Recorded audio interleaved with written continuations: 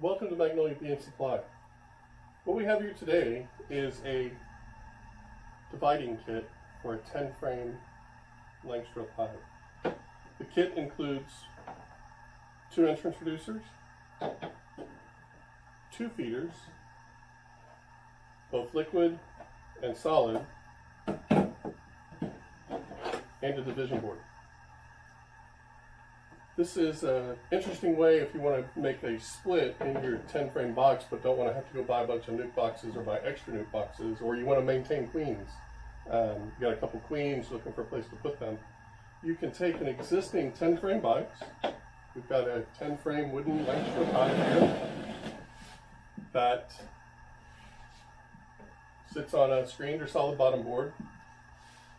We take our entrance divider, place that down the center of the box, and it has shelves on it to keep bees from being able to cross over on the ends.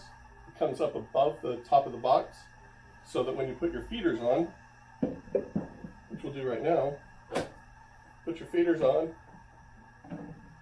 there's a right and a left. You now have 2 5-frame nuke boxes in a single 10-frame box. You can use these entrance reducers, put them in here like this,